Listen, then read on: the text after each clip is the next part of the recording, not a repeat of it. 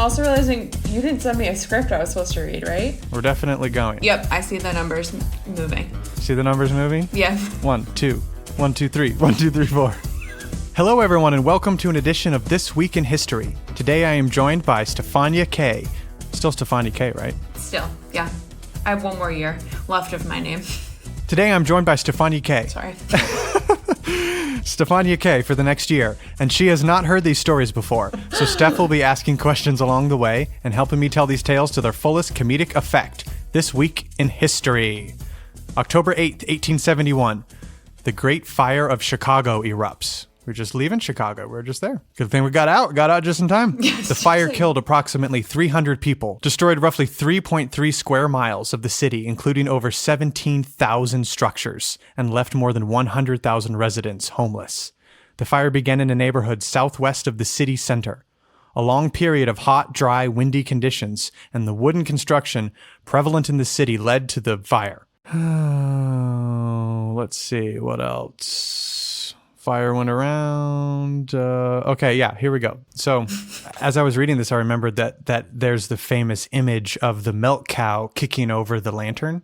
You've seen this, like, kind of American iconography, yes, I have. right? There's like a milk, and there's Yep, like a yep. milkmaid, like, and then there's a fire. That's the Chicago fire. And the myth was that the fire began in O'Leary's barn, Mrs. O'Leary's barn. She was milking her cow, and it's like at midnight. Really? Okay, that's weird. That bitch. Yep. Was milking her cow. The cow kicked over a lantern or an oil lamp and setting fire to the barn. The O'Leary family denied this, stating that they were in bed before the fire started, because it was like in the middle of the night. Yeah. But stories of the cow began to spread across the city. Catherine O'Leary seemed the perfect scapegoat. I'm assuming that's her full name. She was poor, Irish Catholic immigrant. During the latter half of the 19th century, anti-Irish sentiment... We all know how that ends. Yeah, we know how that ends. Anti-Irish sentiment was strong in Chicago, as well as other places in the United States. Okay, so yeah, here we go. In 1893, the reporter the reporter Michael Earn, who wrote the cow and lantern story, retracted it, admitting that it was fabricated. And they were officially exonerated. The O'Leary family was officially exonerated in 1997. So we know for certain it's not true. But we don't know what started the fire exactly. But it wasn't the cow. I was gonna say though, I still feel like I took like AP US history like in high school, like the advanced history, that if was you in will. there? And it was in there, and I also like because of probably the way I rewrote it in my head, like I don't remember them being exonerated. Like I definitely still blame the O'Leary family, and that's not going to change. No, the textbooks were so outdated that they were probably pre-97 textbook. Yeah, it's like DeSantis, Florida revisions. Yeah, exactly. Okay, that one was a big one. That's stressful. Yeah, Chicago. I mean, everything was wooden, so it's like all the cities burned, right? Seattle burned. I did that tour, by the way. It was cool until they kept talking about how like incredible it was to be like so far underground, so compacted, like that there was no way out, and I was claustrophobic for the first time in my life because they were wow. There's 100 pounds of concrete between you and the sky, and I was like, this is horrible. So I had my own existential crisis getting the tour. October 8th, 1967, a prominent communist figure in the Cuban Revolution and South American guerrilla leader, Che Guevara, was captured and later shot to death by a Bolivian army. Yeah? You have anything to say? Everything to say for yourself? I thought you were frozen, so I was like, carry on. That's horrible. If I knew who that was, that would affect me deeply. No, you know who he is. Che Guevara. He's the guy with the long hair and the hat on every t-shirt, like a silhouette of him, like every Hot Topic t-shirt in the early 2000s. I thought that was like the lead singer of Foo Fighters. October 8th, 1856. In Canton, Chinese officials boarded a British registered ship, the Arrow, arrested several Chinese crew members, who were later released, and allegedly lowered the British flag. Ooh. The event contributed to the start of the Second Opium War, in which Britain and France battled China. 1856, so this is maybe connected to something that Doug, our good friend Doug, was talking about last week with, we were talking about Hong Kong being returned to China from British rule. Got any opium jokes? I mean, yeah, Doug would know. Doug would know much more about that history stuff than I would, because he would probably be able to recite the textbook. But again, in AP US history, we spent a long time on opium. But again, don't recall many facts. Just remember I was taking the class in high school. And so it's a thing that stood out because they talked a lot about drugs and what they did. So it was a really troubling time, but pretty representative of, things to come, if you will. October 8th, 2004. American domestic lifestyle innovator Martha Stewart reported to a federal prison in West Virginia to begin her 5-month sentence for insider trading. Remember that? Yes. I remember it being everywhere and not understanding why it was such a big deal and why all moms were really upset. Moms everywhere shed a tear. Why it was important. Moms everywhere. I truly everyone was like, wait a second, do we trust? Can we still be the white wasps that we have been aspiring to, or is it all a lie? It was existential. So I do remember that. Yeah. I can't believe that what year was it again? 2004. October 9th, 1962, Uganda achieved independence after nearly 70 years of British rule. We had all kinds of, last week was full of independences of all kinds. Oh. So it's interesting that this week it continues. I think we have a few more coming up. October's the month. It's Independence Month. We screwed the pooch or whatever the phrase is. That's a terrible phrase, by the way. I don't know why I used it. Yeah. I was thinking, I used that, someone said, beating the horse dead or whatever that metaphor is too. And I, in a meeting the other day, and I was like, can we stop doing that? Oh, no. It's so rough. Oh, skin the cat. That's another one. Oh, yeah. Yeah, there's a lot. Interesting. Yeah. Boy, we're sure. A lot of violence. We're sure, yeah. We're living in modern times. The independence, though, is really interesting. Yeah. The independence thing is really interesting to me, though, because I wonder if, you know how they say, crime always escalates in the summer? I wonder if people, reach their breaking point in the heat of August. Oh, there you go. And then they're like, I won't do another winter, under British rule. And then in the fall, they break free. It's going down. Yeah, October 9th. It's going down. Exactly. Here's a sad one for October 9th. October 9th, 2012, a Taliban gunman shot 15-year-old Pakistani activist Malala Yousafzai, a vocal opponent of the ultra-conservative group's prohibition on the education of girls. Despite being struck in the head, she survived the assassination attempt. Survived the assassination attempt. Survived the assassination attempt.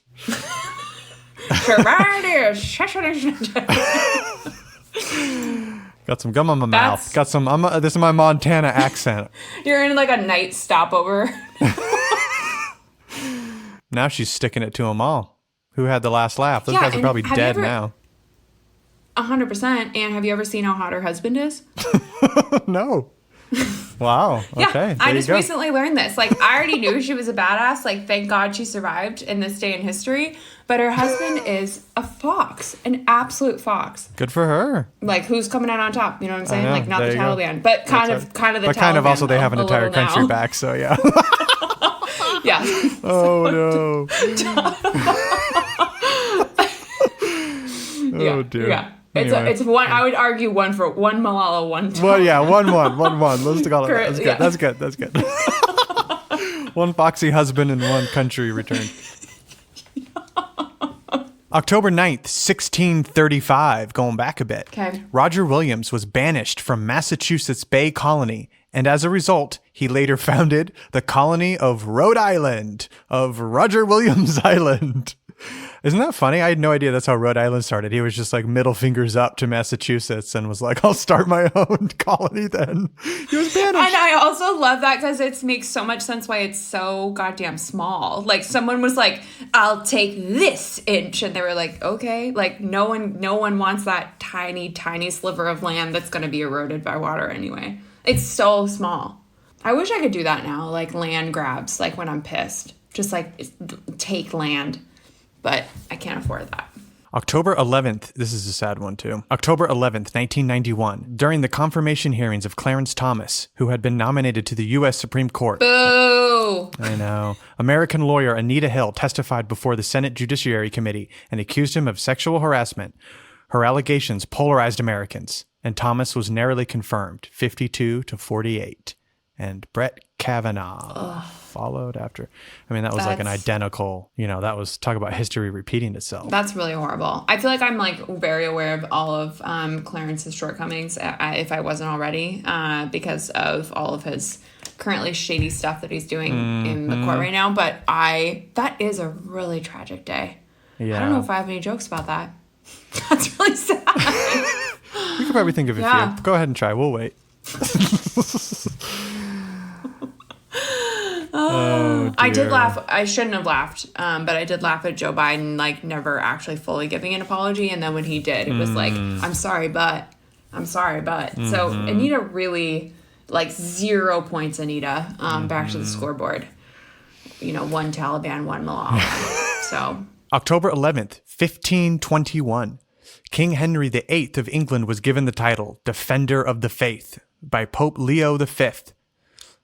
Nope, 10th, following the publication of the King's book against Martin Luther. He was given, what was the first sentence of that again? He was given the title, King Henry VIII was given the title Defender of the Faith by the Pope. Oh. So Catholic against Martin Luther, which was, the Protestant Reformation in the beginning of the Protestant Catholic split in Europe. So, yeah. I don't know. I don't even know why I included that one. I guess it's kind of stupid. Should have just deleted it. Yeah, it was. October 11th, 1939. Albert Einstein warned President Franklin D. Roosevelt that his theories could lead to Nazi Germany's development of an atomic bomb. Einstein suggested that the U.S. develop its own bomb. Oh, okay, never mind. This resulted in the top-secret Manhattan Project. I didn't know that Einstein suggested this whole thing. I didn't either until this moment. Skipped over that part, didn't they? Did you see Barbenheimer? I saw Barb.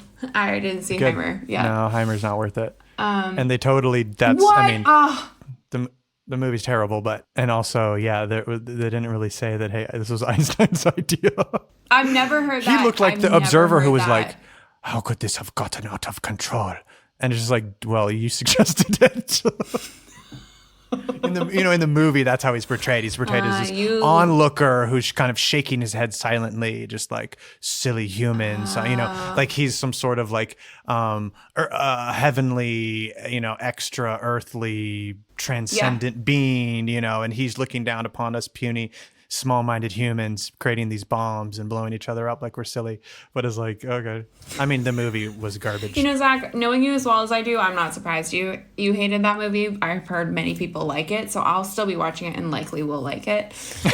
But I do think, I'm wondering though if this is a little, remember when we talked about, Mad Max? I'm going to say Mary Queen of Scots, but it's not, the Joan of Arc. And they were like, she's crazy. Yeah. She's the smartest person in the world, blah, blah, blah. Like, I wonder if it was, like, subtly written out of major history books that because he was kind of a wacko, like, that people were like, let's not trust this guy with this idea. Let's trust all these other scientists. And so he, like, got slowly written out of the narrative. Because I have sincerely never heard that in my life. Or I'm not very smart, which is also on the table. So... October 11th, 1984, American astronaut Catherine Sullivan became the first woman to walk in space. Oh, yeah. Snaps. Snaps for, what was it, Karen? Catherine. Catherine. Snaps for Catherine. I can only snap with one hand. She alive still? 2019. She wrote a book in 2019. She's good. She's good. Phew. Good. Still vital. I thought we lost Catherine for a second. Oh, God, I thought we lost her. October 12th, 1492. It better be a good one. No, it's a terrible one. After a 33-day voyage, Christopher Columbus made his first landfall in the quote-unquote New World in the Bahamas. Yep, they spotted it from the Pinta, most likely San Salvador, in the Caribbean. Oh, and the rest is smallpox. Am I right? You're right. We covered this in the Fort Mose episode that we recently put out, so... people check it out. October 12th, 1811. Paraguay declared its independence from Spain and Argentina. There we go. Take a shot. October 12th, 1822. Brazil became independent of Portugal. Take another shot. I'm telling you, it got too hot and they didn't want to do a winter. But those are that theory doesn't land because those people are warm all the time. So never mind. Let's see. Oh, here's a funny one. October 13th, 54 AD, Roman Emperor Claudius died after eating mushrooms poisoned by his wife, Empress Agrippina. It's a little like the Cleopatra one that we did, a little everyone's always poisoning each other way back in the ancient times. Did I say AD? I wonder if it's...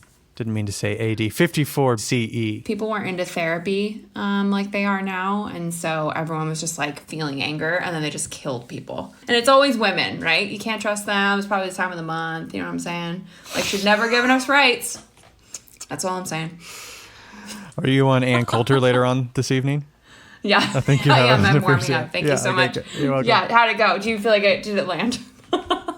October 13th, 1884. Greenwich was established as the universal time from which standard times throughout the world are calculated. Do you use Greenwich? No. Wait, maybe? Wait, when did that change? It's still the same, I think. 1884 is when it was first established. 1884, they first established it. It's still going on. Okay, so all of that makes sense, especially if it remains like that's the universal truth. It's like what's happening in Switzerland. But I pictured a world where everyone was 1 p.m. Like, so middle of the night, it was 1 p.m. somewhere. The next day, but it was also 1 p.m. No, so not I'm local. picturing the whole globe at 1 p.m. and I was like, when was that? That's incredible. Never mind. They just used, yes. And when you set your phone, like, I'm very aware of Greenwich. I just didn't realize that was the origin. I normally don't do birthdays, but this one was cool. Molly Pitcher, 1754 was when she was born, and died 1832. So October 14th, I believe, 1754, was born near Trenton, New Jersey.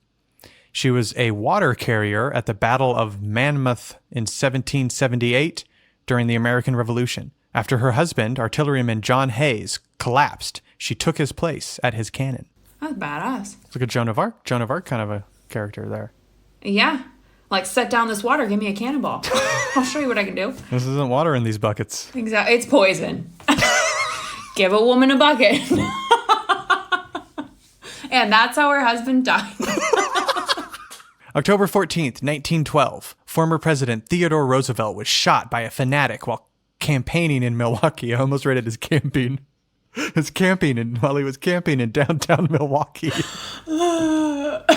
Roosevelt was saved by his thick overcoat, a glasses case, and a folded speech in his breast pocket, all of which slowed the bullet. Made of lead?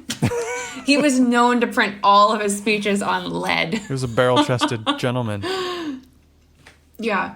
Although wounded, Wow. he insisted on making the speech with the bullet lodged in his chest and did not go to the hospital until the day was done. But if he had a thick overcoat on, it deflected by the glasses, and his lead speech, how did it get lodged in his chest? Well, the speech wasn't actually lead, but those things slowed the bullet. So it went into his, into his skin and into his body, but not into any vital organs because it had gone through those items. I gotta tell you something right now. That is absolutely doing too much. You don't have to do that much, and no one is asking you to do that much. that is so true. More commitment to any job than I'll ever have. He's probably like bleeding out, and the audience is like, go to the hospital. And he's like, no, I will continue. Just carrying on. Yeah, no, thank you. All right, here's the last one. October 14th, 1964. Civil rights leader Martin Luther King Jr. became the youngest recipient of the Nobel Peace Prize. He donated the $54,000 in prize money to the civil rights movement. That's a good one to end on. What do you win for a Nobel Prize? How much money is it? $54,000, at least in 1964. Do you know that, or is that? No, now it's million. That's I think what you said. It depends upon the price. $54,000 is what he got in 1964. Nowadays, I think it might be millions, or $1 million. Like, how depressing! Like, he gave it away. He won the Nobel Prize. Then he's killed, and then racism didn't go away. Well, he needed more than $54,000. Gonna need a lot more than $54,000. That's the price of rebuilding. Yeah, exactly. All of America. Starting over with a clean slate, you need more than $54,000. Yeah, so that one's happy and sad, I guess. Bittersweet is what you call it. I mean, I made it sad, which I tend to do. All right, let me see if I can find a funny one that we skipped over just to end on. We could also do it again where I'm not being sad about it. Here's kind of a funny one. October 12th, 1960, during a debate over colonialism in the United Nations, Soviet leader Nikita Khrushchev took off his shoe and pounded his desk repeatedly. I'm also picturing him pounding his desk being like, "That's right, I'll never wear socks," or something just like crazy, crazy dumb. Get a whiff of this. Yeah. I picture everyone's feet really stinky. Oh, especially, that time. Yeah. And they're probably getting up early, wearing those dress shoes, stiff dress shoes all day. And those thin, like old man thin socks where you need to wear garters to hold them up because they're so thin they just fall down around your, you know what I mean? You know how people used to wear yeah, I know stays? exactly what you're talking about. And I've never heard them described as old man thin socks. You know, the classic old man thin socks. And it sounds like it's like a pirate or something. Old man thin socks. Well, that's it. That's the week. Last week, did you say that it was Kevin Kay's birthday? Because yesterday was Kevin Kay's birthday. No, last week in history. What day? October 3rd. Yesterday. October 3rd. Give a little story. Of my brother's birth? Mm-hmm.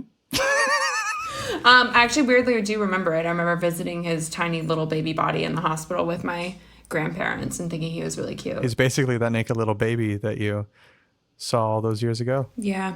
Can't unsee it. You know what I mean? Like as he gets older. Tough. Just gets more uncomfortable to visualize. All right. Well, hopefully we'll be back again. I was on the road. So I'm in a hotel room in Glendive, Montana, and I'll be in Mexico next week. And, we'll see what happens. Maybe we'll do one from the pool. We'll see. But thanks so much for. Thanks. Zach, don't cry. It's okay. Thanks for joining, and bye. See you next week. Thanks for listening. Bye, everybody.